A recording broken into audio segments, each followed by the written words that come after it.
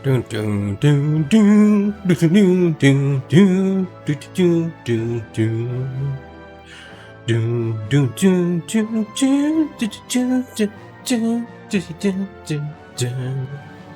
I'm taking a break from my promising singing and humming career for another Everquest video. This one also about progression servers. You can't be this. You can't be this. You can't be this. At least not at the start. But I'm still excited. Are you?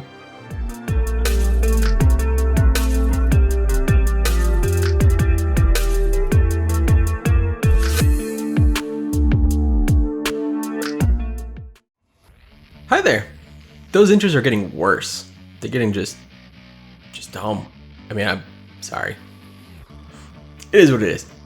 But when you're talking about a game that is 20-something years old, you gotta have a little bit of fun with it, right? Especially with a server that's coming out called Mischief.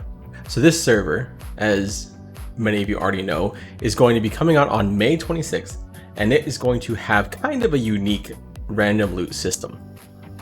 But this is still going to be a progression server that has a lot in common with its predecessors. And that's kind of what I'm here to talk about. And this version of the tips is going to be a little more in depth than the first one. The first one was more about just general tips, you know, like general things about how to keep yourself sane while playing the game. Well, this is going to be more of a functional tip video. So I hope this helps. And if it does, please make sure to leave something in the comments to tell me that it did. If it didn't,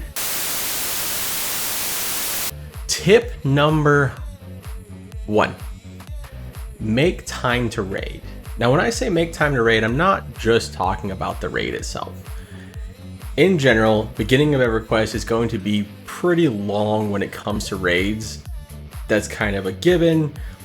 With Agents of Change in the progression server, you will be able to at least plan around a start time and kind of give yourself, depending on your guild, 3, 4, 5 hours, maybe longer to raid.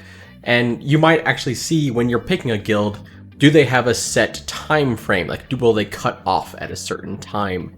And does that time work for you? But what I'm specifically talking about when I say make time for raid is actually the stuff that happens outside of the raid that is 100% necessary to be ordered a raid.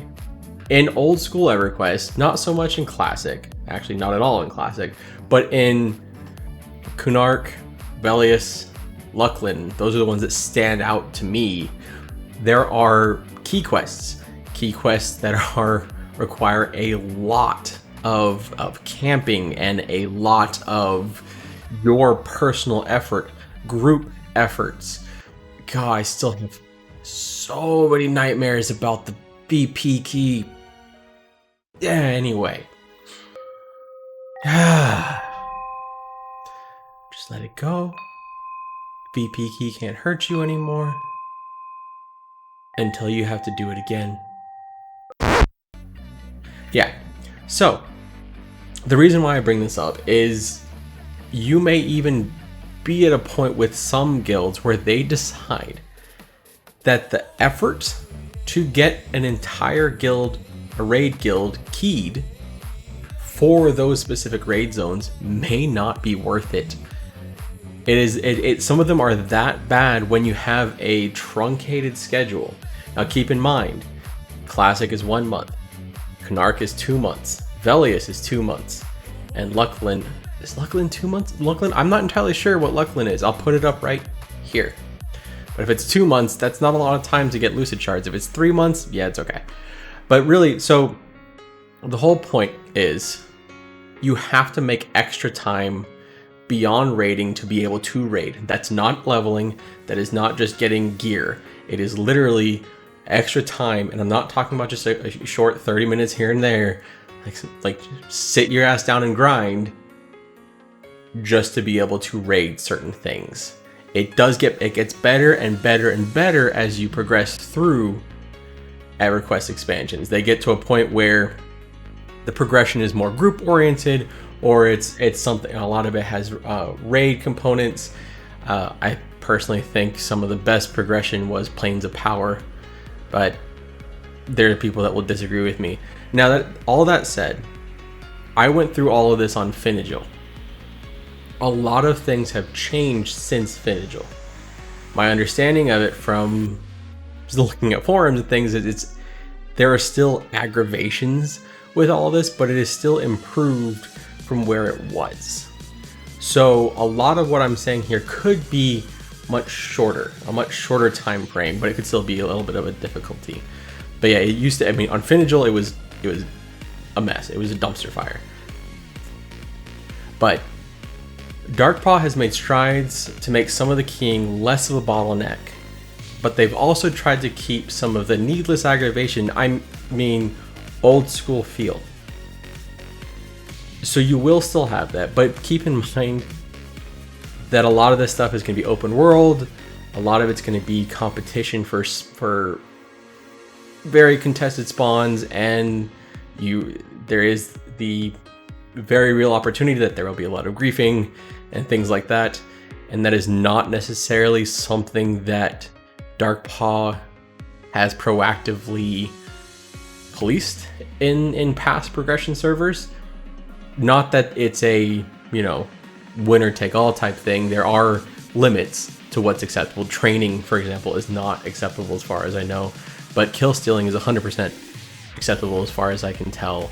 So just be prepared that there will be competition for the key quests, especially early on, especially those guilds that are really trying to push the content. So just mentally prepare yourself for that. Tip number 2, look ahead. Look ahead to the next 1, 2, even 3 expansions. Think about your time frame of gear upgrades, right? So when you're looking at raid drops, is it worth going all in on one item if that item is going to be replaced in less than a month? With the unique thing with progression servers versus like a regular server is you can make assumptions about what is coming next. Obviously with any expansion, the gear is going to get better, but you don't know how quickly. You don't know the specifics. In a progression server, you know absolutely everything there is to know. People have been there and done it. A lot of these people have been there and done it 6, 7, 8 times. There have been a shit ton of progression servers. So people will know. People will go to raidloot.com. They will go to Magillo. They will look at things. They will see what's coming up. They will plan around it. You will have people setting up their own gear trees. People will be setting up spreadsheets that will say, I'm going to replace this slot at this point, this slot at this point. Especially if you're in a large raid guild, some of those drops can be hard to come by. Now, the variable to this in Mischief is raid drops are going to be random. So you're going to have a chance, and we don't know how random it is yet, right? We don't know the percentages. We've just been given you will have a chance to get loot from another equal level raid boss, right? So Interrux loot could be Kha'Zix's loot, and Kha'Zix's loot could be Interrux loot. We don't know if it's the entire loot table, if it's select items. That's all stuff we're still to be determined, but it is something that could alter all of this in a way, because you could have one item drop more than the other, that kind of stuff. But the main point stays the same. You want to be looking ahead and seeing your easiest path to upgrades. Look ahead to the next 1 or 2 expansions and plan your gear accordingly. Think of not just the items that you can get that are improvements, but also think of items that will be going away. You nerf Circle of Shadows, anyone? Hardest freaking item for me to get in the last 2 progression servers? Shit. Think about how you value your DKP. Also consider things like focus items. So focuses for casters are going to be inactive at the start of the game. They will become active in Luckland. So from the start of the server, that's really only about 5 months. Wait. Yeah. So you got Velius. You have Classic, Canarch, Velius, Lachlan.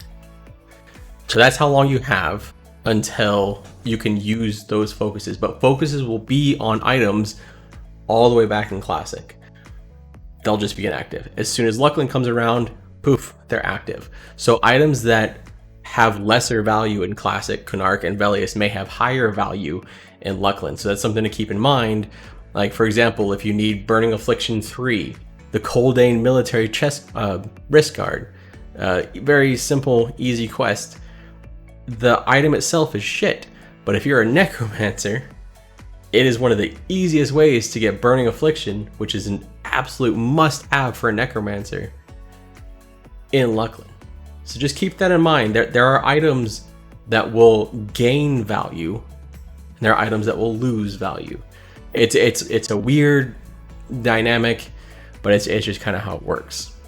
If you would like to hang out with me a bit more, you can find me on Twitch. I stream Wednesdays and Sundays, 6:30 p.m. CST. I am a variety streamer, but I will be playing some Everquest. You can find me here. And if you would like more content like this, we'll be posting it here. You can subscribe right down there, somewhere right there.